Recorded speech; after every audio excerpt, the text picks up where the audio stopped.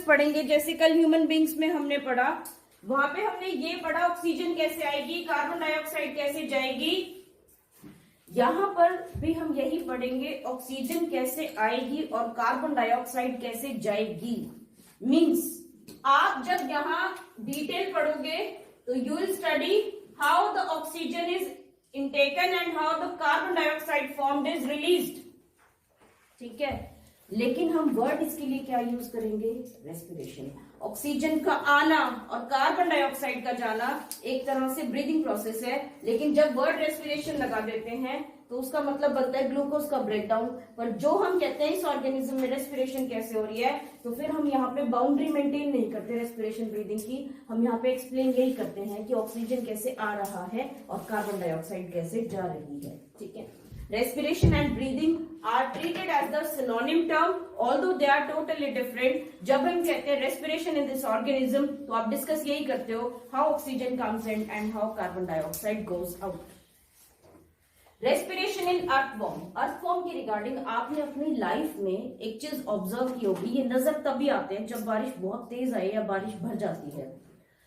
जब water logging हो जाती है सारे से सारे सब कुछ ड्रेन हो जाता है, तब अर्थवॉर्म कभी आपको नजर आता है बारिश में कहीं कहीं स्लगिश सा ऑर्गेनिज्म है, चल भी नहीं रहा होता, जहां है वहीं रहता है, माइनर सा मूव करता है, और जहां पर सब वाटर वगैरह सब ड्राई हो जाता है आपको वहां से अर्थवॉर्म नजर आना ही बंद हो जाता है।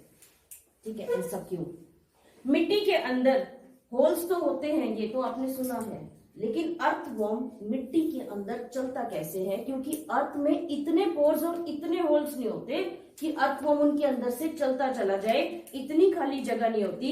एक बैक्टीरिया, फंजाई जो माइक्रोस्कोपिक ऑर्गेनिज्म है, वो अगर इसके अंदर मूव कर रहे हैं तो समझ आता है, उनको जगह मिल जाती है। लेकिन जो ऑर्गेनिज्म अर्थवॉर्म जितना बिगर है, उस ऑर्गेनिज्म को मिट्टी के अंदर चलने की जगह कैसे मिलती है वो अनआइडेंटिफाइड रहता है आप लोगों के लिए, कि इतनी जगह तो नहीं होती मिट्टी के अंदर। ठीक है, एक बात, कोई अर्थवॉर्म के अलावा भी कोई ऑर्गेनिज्म देखा आपने जो बारिश के दिनों में आपको इधर उधर, स्नेल्स, लीच, फ्रॉग, लीच भी नजर आते हैं। लीच वो देखा है, वो जोंक जिसे बोलते हैं, जो ब्लैक कलर की होती है, एक ऐसा लगता है जैसे कुछ ढक्कन सा ही रखा है, वो ढक्कन सा नहीं होता, वो लीच होती है। ये ऑर्गेनिज्म बारिश के दिनों में क्यों बाहर आते हैं, मिट्टी में रहते हैं, और बारिश का पानी खत्म होते ही मिट्टी में क्यों चले जाते हैं? आपने माली को भी देखा होगा, जब वो फर्टिलाइजर्स ऐड करता है, जब वो खाद डालता है, तो मिट्टी को इतने मूव करता रहता है, जो उसका खुरपी होती है उससे मिट्टी को हटाता रहता है, ऊपर ऊपर की मिट्टी को ऊपर नीचे कर देता है वो, और फिर उसके अंदर खाद डाल के फिर वो उसको सेट नहीं करता, उसको ऐसे ही लूज छोड़ देता है। जो भी ऑर्गेनिज्म सॉइल के अंदर रहते हैं उनको ऑक्सीजन सॉइल की पोर्स में से मिलती है। सॉइल के पोर्स तो बहुत कम है, तो ऑक्सीजन अवेलेबिलिटी भी वहां कैसी होगी, कम होगी। सॉइल के अंदर क्या, रूट्स प्लांट की, ठीक है, बैक्टीरिया, फंजाई, इसके अलावा अर्थवॉर्म, ये छोटे छोटे ऑर्गेनिज्म जो मिट्टी के अंदर रहते हैं ये। ठीक है, जो ये अर्थवॉर्म है इसको सॉइल के गैप में से, एयर स्पेस में से हवा मिलती है। ठीक है, क्या ये वहां नोज जैसा स्ट्रक्चर रख सकता है कि सांस ले? क्या आप मिट्टी के अंदर रह के सांस ले सकते हो? अगर कभी डस्ट ही बहुत ज्यादा हवा में उड़ रही हो और अगर हम ब्रीथ करते हैं तो हमें ऐसा फील होता है कि हमारी बॉडी में क्या इनहेल हो रहा है, उस एयर के साथ क्या इनहेल हो रहा होता है, मिट्टी। हम एयर को सॉइल में रहकर इनहेल नहीं कर सकते। अगर हम इनहेल करते हैं तो उसके साथ साथ मिट्टी जानी स्टार्ट हो जाएगी। और आपको कल मैंने कहा था, लंग्स में अगर मिट्टी इकट्ठी होती है तो लंग्स को क्या इकट्ठा करना पड़ता है, उसके साथ कफिंग इकट्ठी करनी पड़ती है। वो कफ बॉडी से रिमूव होती है, तब जाके एयर के लिए वापस जगह बनती है। तो अर्थवॉर्म के अंदर भी नोज प्रेजेंट नहीं है कि वो सांस ले सके, क्योंकि सांस के जरिए सांस कम जाएगी, मिट्टी ज्यादा जाएगी। तो फिर अर्थवॉर्म क्या करता है? अर्थवॉर्म की body extremely soft, skin present ही नहीं होती इसके ऊपर। हमारी बॉडी पे स्किन है जो कि किसी भी चीज को एंट्री अलाउ नहीं करती। ठीक है, उसकी बॉडी की स्किन बहुत सॉफ्ट, मॉइस्ट और डेलिकेट होती है। अर्थवॉर्म देखा है, बहुत ही ऐसा ऑर्गेनिज्म होता है जैसे ऊपर से छील दिया हो किसी ने, बिल्कुल रेड कलर का ब्राइट गीला गीला सा ऑर्गेनिज्म होता है। ये रेड ब्राइट और गीला सा ऑर्गेनिज्म इसके सांस लेने का तरीका है। ठीक है, ड्रॉ करेंगे डायग्राम और फिर समझेंगे। This is an earthworm organism.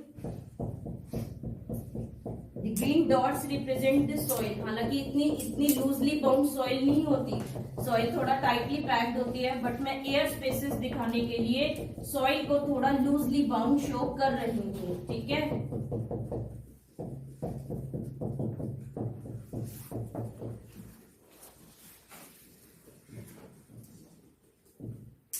These are the air spaces.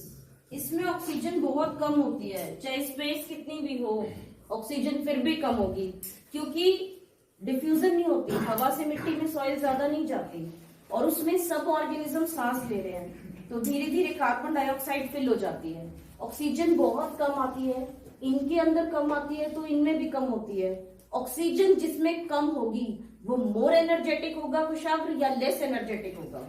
Less. वो कम, वो एक्टिविटी नहीं होती, तभी अर्थवॉर्म एक स्लगिश ऑर्गेनिज्म है, क्योंकि इसके अंदर ऑक्सीजन ज्यादा आती ही नहीं, और ज्यादा ऑक्सीजन नहीं आएगी तो एनर्जी भी ज्यादा रिलीज नहीं होगी, और एनर्जी ज्यादा रिलीज नहीं होगी तो इसकी मूवमेंट कैसी हो जाएगी? स्लो। तभी स्लगिश ऑर्गेनिज्म है, क्योंकि ऑक्सीजन अवेलेबिलिटी कम है।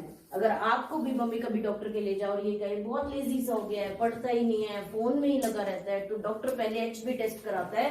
HB is a substance that carries oxygen. अगर कोई लेजी है, स्लगिश है, इसका मतलब उसकी बॉडी में सफिशिएंट अमाउंट में क्या नहीं पहुंच रही? ऑक्सीजन। वो पहले पूछता है डाइट ठीक है। डाइट ठीक है का क्या मतलब है कि ग्लूकोज क्वांटिटी ठीक है। एनर्जी के लिए कितनी चीजें चाहिए? 2, एक ग्लूकोज और एक oxygen.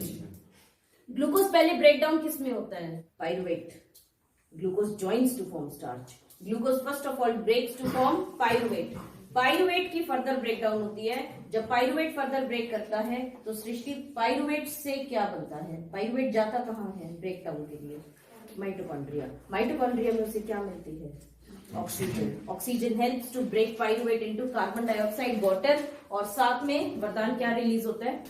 38/36 degree. Now this is earthworm, this is soil, air spaces. Air space में ऑक्सीजन कम है, क्योंकि हवा हमेशा ऊपर जाती है, नीचे नहीं आती। मिट्टी के अंदर हवा जानी मुश्किल है, हवा ऊपर ऊपर तो मूव करती है, नीचे हवा का ट्रांजिट नहीं होता।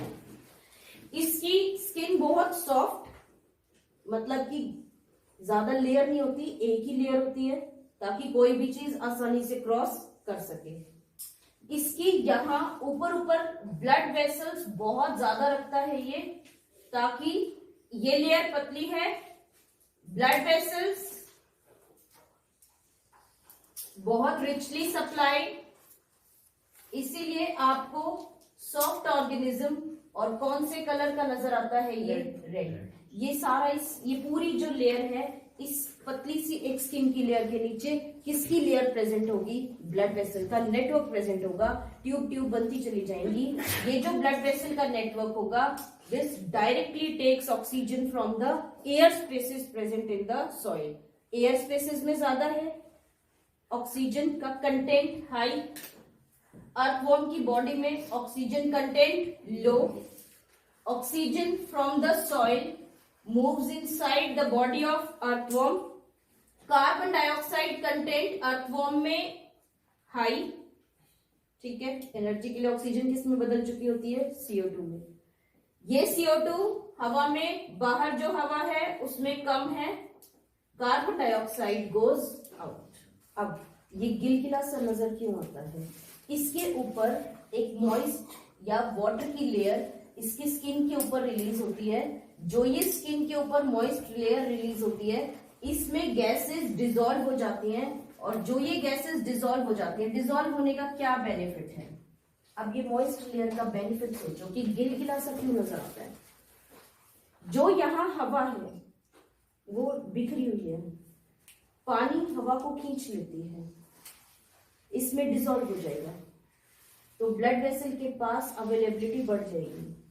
ब्लड वेसल को हवा से खींचना मुश्किल है और मॉइस्ट लेयर से खींचना आसान है, ठीक है। कार्बन डाइऑक्साइड यहां से निकल के इसमें डिसॉल्व हो जाती है और यहां से फिर कहां चली जाती है? बाहर। तो मॉइस्ट लेयर या इसका गिलगिला होना इस बात को फेवर करता है कि इसके अंदर वाटर आसानी से खींच लेता है गैसेस को, और ब्लड वेसल के आसपास अमाउंट बढ़ा देता है गैसेस की, ताकि डिफ्यूजन प्रोसेस क्विक हो सके। तो पहला, इसके अंदर ऑक्सीजन इनटेक और कार्बन डाइऑक्साइड इनटेक के लिए कौन सी ऑर्गन काम कर रही है? स्किन। ब्लड तो लेगा ही, ब्लड के तक पहुंचाने का काम कौन करता है? स्किन। स्किन ऑर्गन है। आप 5 सेंस ऑर्गन्स में एक सेंस ऑर्गन कौन सा पढ़ते हैं? स्किन। आपको हीट फील होती है, कोल्ड फील होता है, स्किन के थ्रू ही तो फील होता है। आप उसके रिस्पॉन्स में जो भी फैन ऑन करना है या ऑफ करना है, उसी के रिस्पॉन्स में तो करते हैं। तो स्किन भी क्या है? ऑर्गन। पहले स्किन बहुत पतली है, उस स्किन के जस्ट नीचे कौन रखती है? ये ब्लड वेसल रिचली सप्लाइड। तभी आपको कौन से कलर का नजर आता है? ये रेड सॉफ्ट। ठीक है। इसके ऊपर एक मॉइस्ट लेयर होती है, ताकि किसको डिसॉल्व कर सके? गैसेस को। और सॉइल से कॉन्सेंट्रेशन इसकी बॉडी के आसपास बढ़ जाए और गैसेस का डिफ्यूजन प्रोसेस कैसा हो जाए? फास्ट। डिफ्यूजन भी कह सकते हैं क्योंकि गैसेस का एक्सचेंज है, ऑस्मोसिस भी कह सकते हैं, वाटर मूवमेंट है। ठीक है। अगर पूछ लिया जाए, name the organ which helps the earthworm to respire, skin. ठीक है। What is the role of moist layer? It dissolves the gases so that the concentration or amount of gases around the earthworm increases. ठीक है। Point number 3, पहली skin layer soft है, फिर blood vessel richly supplied, और तीसरा water की layer को release करता है ताकि इसमें गैसेस एक्सचेंज सुपरफास्ट हो सके। समझ आ गया? इस मोड ऑफ रेस्पिरेशन को हम कहते हैं क्यूटेनियस रेस्पिरेशन। जो भी ऑर्गेनिज्म स्किन से रेस्पायर करते हैं, हर उस ऑर्गेनिज्म की रेस्पिरेशन को हम कहते हैं क्यूटेनियस रेस्पिरेशन। आपके आंसर में 3 लाइन आनी चाहिए। The earthworm respires by skin, bracket में क्या लिख देंगे? Cutaneous respiration. Skin is very soft, richly supplied with blood vessel, have a moist or watery layer above it so that the gases can dissolve in it and increase the concentration of gases around. अब इसमें 3 words underline करेंगे। आप कौन कौन से word underline करेंगे? पहला, soft skin या thin skin layer, richly supplied blood vessel, moist layer about the skin. ठीक है। स्लगिश क्यों है? क्योंकि ऑक्सीजन सप्लाई कम है। ठीक है। फिर बारिश में ये बाहर क्यों आ जाता है? बारिश में इसके बाहर आने का रीजन क्या है? मिट्टी में सब पानी भर गया। ठीक है। हवा, पानी से ऑक्सीजन नहीं ले सकते, ब्लॉक हो गई सारी एयर स्पेसेस। बाय वाटर इसको सफोकेशन हो जाती है। जैसे अगर हमें सांस या ऑक्सीजन मिलनी बंद हो जाए, हम सफोकेट हो जाते हैं, ऐसे इसको सफोकेशन हो जाती है। सफोकेशन में ये मूव करता है टुवर्ड्स ऑक्सीजन, और अब इस टाइम ऑक्सीजन सिर्फ कहां अवेलेबल है? अर्थ के ऊपर अवेलेबल है। तो ये वहां से मूव करता हुआ कहां पर आ जाता है? अर्थ पर आ जाता है। ठीक है। जब वाटर ड्रेन कर जाता है, ठीक है, it tries to move inside the soil. अगर एयर मिलती गई तो मूव करता जाएगा, और एयर नहीं मिली तो अभी भी बन जाएगा। मूव करता कैसे है? सॉइल में मिट्टी खाता है ये आगे चलने के लिए। मिट्टी खाता जाएगा, जगह बनती जाएगी, आगे चलता चला जाएगा।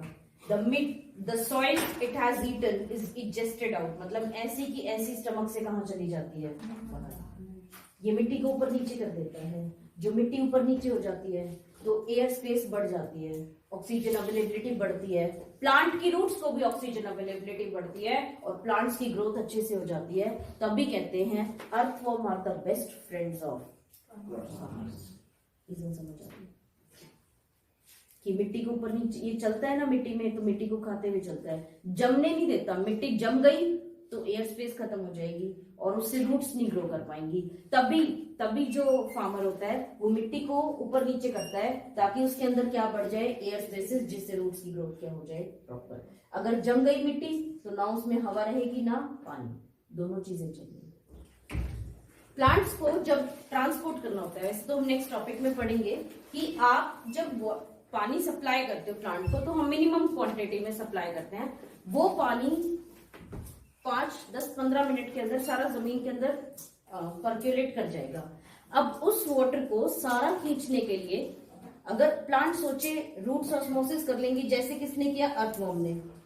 तो पानी तो नहीं मिलेगा ज्यादा उसको, पानी तो थोड़ा सा मिलेगा, और उस पानी पे प्लांट को पूरे दिन सरवाइव करना है, हो सकता है 2-3 दिन भी सरवाइव करना पड़ जाए। तो जब भी प्लांट की रूट्स के आसपास वाटर आता है, the plant starts active transportation. Active transportation का मतलब क्या होता है कि ऑस्मोसिस प्रोसेस के साथ एनर्जी लगानी शुरू कर दी, जिससे कि पानी कम भी होगा तो भी किसके अंदर खिंच जाएगा, रूट। हाई कॉन्सेंट्रेशन से लो में जाए उसको क्या कहा जाता है, ऑस्मोसिस या डिफ्यूजन। अगर लो है और कोई तब भी उसको खींचना चाहे तो फिर उस प्रोसेस को क्या कहते हैं, एक्टिव ट्रांसपोर्टेशन। और active transportation requires energy. Plant को पानी खींचने के लिए एनर्जी की रिक्वायरमेंट होती है, और एनर्जी किससे निकलेगी, glucose. Glucose plus oxygen. Glucose first of all breaks into, Shivam glucose first of all breaks into, energy अगर प्रोवाइड करनी है ग्लूकोज को तो सबसे पहले किस में ब्रेक डाउन करेगा, pyruvate. Pyruvate then goes to mitochondria. अगर क्या अवेलेबल है तो ऑक्सीजन, ऑक्सीजन अवेलेबल नहीं है तो साइटोप्लाज्म। माइटोकॉन्ड्रिया ऑक्सीजन देकर पायरुवेट को फर्दर ब्रेक डाउन करता है into CO2 water and 38 ATPs are released. Plant क्या सोचते हो तुम, एरोबिक है कि एनारोबिक है, एरोबिक। ऑक्सीजन अवेलेबल है इसको, मतलब माइटोकॉन्ड्रिया में ब्रेक करेगा, 38 ATPs रिलीज करेंगे। अब मैंने ये देखना है कि प्लांट अपनी ऑक्सीजन और कार्बन डाइऑक्साइड का एक्सचेंज करता कैसे है, ठीक है। प्लांट के पास वाटर और मिनरल ट्रांसपोर्ट करने के लिए जाइलम प्रेजेंट है, फूड को ट्रांसपोर्ट करने के लिए फ्लोएम प्रेजेंट है, हमारी बॉडी में सब कुछ ट्रांसपोर्ट करने के लिए ब्लड प्रेजेंट है, ब्लड से ऑक्सीजन कार्बन डाइऑक्साइड भी मूव कर जाती है। लेकिन प्लांट के अंदर ऐसा कोई ट्रांसपोर्ट सिस्टम नहीं है जो किसको ट्रांसपोर्ट कर सके, ऑक्सीजन और कार्बन डाइऑक्साइड। और प्लांट के पास मेजर प्रॉब्लम ये आती है कि ज्यादातर पार्ट्स डेड है। रूट से लीफ के बीच में 80% सेल डेड होती हैं। कौन सी, स्क्लेरेंकाइमा। 80% सेल्स डेड है, इसका मतलब कि कनेक्शन बन ही नहीं सकता, सेल टू सेल भी नहीं मूव कर सकती ऑक्सीजन कार्बन डाइऑक्साइड, क्योंकि दो लिविंग सेल के बीच में भी कौन सी सेल पाएगी, डेड सेल पाएगी, और डेड सेल के थ्रू गैसेस एक्सचेंज पॉसिबल नहीं। तो प्लांट का हर पार्ट अपनी ऑक्सीजन कार्बन डाइऑक्साइड खुद मैनेज करता है। रूट्स अपनी कार्बन डाइऑक्साइड ऑक्सीजन खुद मैनेज करेंगे, स्टेम खुद मैनेज करेगी, लीफ खुद मैनेज करेगा, ठीक है। सबसे पहले roots, how the roots of plant manages oxygen and carbon dioxide.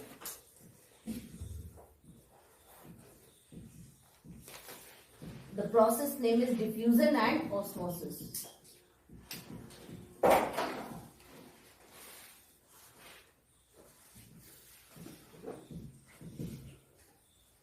इसके बाद आता है स्टेम। स्टेम को हम दो पार्ट्स में डिवाइड करते हैं, the dead and young. Dead stem के पास ओल्ड स्टेम के पास मेनली सेल्स डेड होती हैं। यंग स्टेम के पास क्या प्रेजेंट होता है, स्टोमेटा। क्लोरोप्लास्ट तो फोटोसिंथेसिस के लिए, गैसेस एक्सचेंज के लिए क्या प्रेजेंट होगा, स्टोमेटा। पर ओल्ड सेल के पास तो नहीं प्रेजेंट होगा स्टोमेटा, यंग के पास प्रेजेंट होता है। ये कैसे पता चलेगा, क्या तुम स्टेम देख के बता सकते हो कितनी स्टेम के पास या किस हिस्से में स्टोमेटा होगा और किस में स्टोमेटा नहीं होगा। फोटोसिंथेसिस हो रही है तो गैसेस एक्सचेंज के लिए स्टोमेटा जरूर होगा, और जो ब्राउन होगी उसमें स्टोमेटा प्रेजेंट नहीं होगा, नहीं होगा। वो स्टोमेटा वो गैसियस एक्सचेंज को मैनेज कैसे करेगा। तो मैं स्टेम को दो पार्ट्स में डिवाइड कर रही हूँ, one is the older stem, one is the young stem. Young stem और लीफ को एक साथ ले लेते हैं क्योंकि दोनों का ही पैटर्न सेम होगा sir. Young stem and leaf. Older stem में मेजॉरिटी सेल डेड है। आपने लास्ट ईयर एक कॉन्सेप्ट पढ़ा था कॉर्क फॉर्मेशन का, कि आउटर सेल सारी डेड हो जाती हैं और बीच में एक लेयर किसकी बचती है, living. All these cells are dead. जो मैं ब्लैक से शो कर रही हूँ ये सारी सेल डेड है। आउटर हिस्से में सब डेड होती है, जिसको हम इंग्लिश में बार और साइंस में क्या कहते हैं, कॉर्क।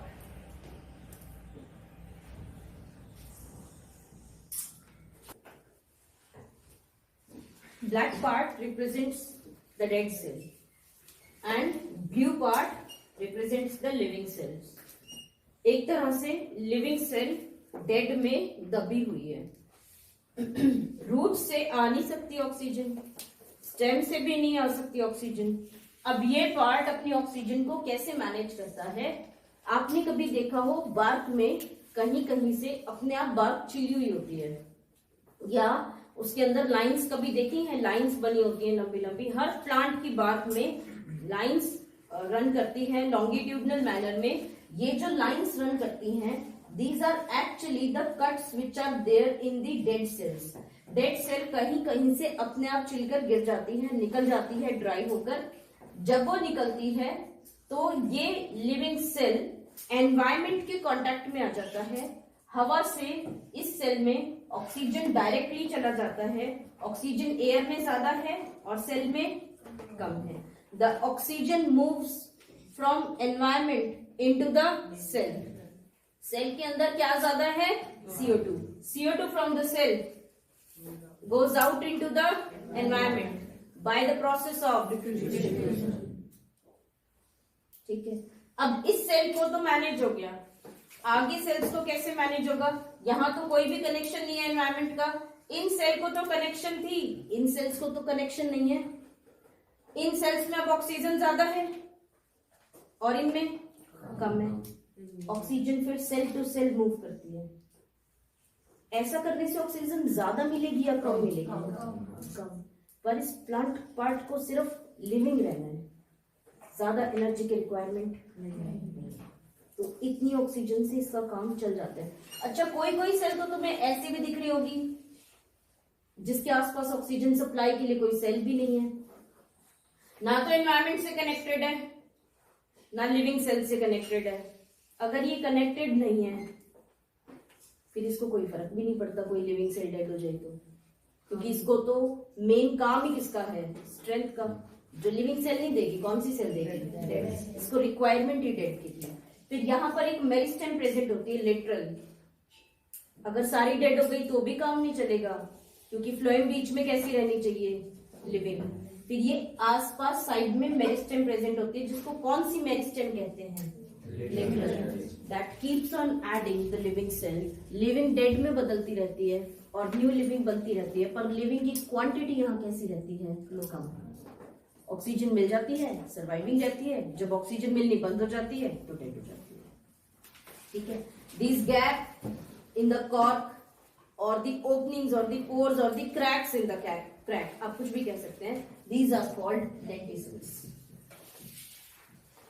तो इसमें तो डायरेक्ट होती है रेस्पिरेशन, इसमें रेस्पिरेशन अकर वाया लेंटिसेल्स. लेंटिसेल्स डिफाइन करने के लिए कभी आ जाए तो these are the crack present in the dead cell outside that makes a contact with air, between air and the living cell. The air directly diffuses into the living cell. Now clear है? Lenticels are the cracks. Lenticels are the cracks in the outer layer of plant. Outer layer of plant which brings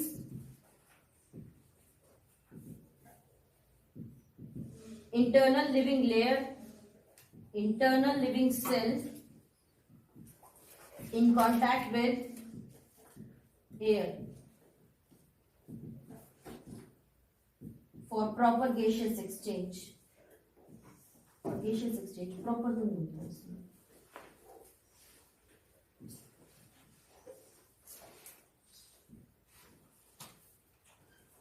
Now, young stem and leaf. Young stem,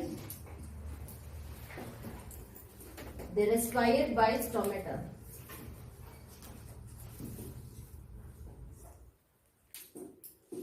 ठीक है. Stomata is meant for gaseous exchange, for respiration and photosynthesis. Photosynthesis में carbon dioxide comes in and oxygen goes out. जब इसको glucose जो बना उससे energy निकालनी है तो ये रेस्पिरेशन से होगा। ऑक्सीजन जिसमें इनटेक होगा और कार्बन डाइऑक्साइड रिमूव। जब सुबह के टाइम, बिल्कुल सुबह जैसे अभी है, जब सनलाइट इतनी नहीं थी तो फोटोसिंथेसिस प्रोसेस नहीं होता। कौन सा प्रोसेस होगा? रेस्पिरेशन। कौन सा गैसियस एक्सचेंज? ओनली एक्सचेंज होगा via stomata. The oxygen will go in and carbon dioxide will go out. सुबह सुबह, बिल्कुल सुबह जब सनलाइट नहीं है तब प्लांट्स ऑक्सीजन ले रहे होते हैं और कार्बन डाइऑक्साइड दे रहे होते हैं, जैसे कि हम करते हैं। ठीक है। ड्यूरिंग द डे टाइम, अब जैसे जैसे धूप बढ़नी शुरू होगी फोटोसिंथेसिस स्टार्ट हो जाएगी। जो कार्बन डाइऑक्साइड इसने बनाई थी वो बाहर जाने के बजाय किसको मिलनी शुरू हो जाएगी? क्लोरोप्लास्ट में चली जाएगी। माइटोकॉन्ड्रिया से निकलेगी और किस में चली जाएगी? क्लोरोप्लास्ट। स्टोमेटा से बाहर निकलती हुई नजर नहीं आएगी। फिर धीरे धीरे फोटोसिंथेसिस बढ़ते बढ़ते बढ़ते रेस्पिरेशन के बराबर आ जाएगी। इसमें से ऑक्सीजन निकली प्लास्टिड से, माइटोकॉन्ड्रिया में चली गई। माइटोकॉन्ड्रिया से कार्बन डाइऑक्साइड निकली, प्लास्टिड में चली गई। मतलब स्टोमेटा से ना ऑक्सीजन का इंटेक होगा ना कार्बन डाइऑक्साइड। आपस में ही इन्होंने रिक्वायरमेंट कंप्लीट कर दी। There will be no any exchange of gases during the peak hours of the day. इस पॉइंट को, जब ऐसी टाइम जब फोटोसिंथेसिस रेस्पिरेशन इक्वल हो जाए, कोई गैसियस एक्सचेंज नजर ही नहीं आ रहा, इस टाइम को, इस फिनोमिना को हम कहते हैं कंपनसेशन पॉइंट। मतलब एक की रिक्वायरमेंट को दूसरे ने कंपनसेट कर लिया और दूसरे की रिक्वायरमेंट ने पहली को कंपनसेट कर लिया। This is called compensation point.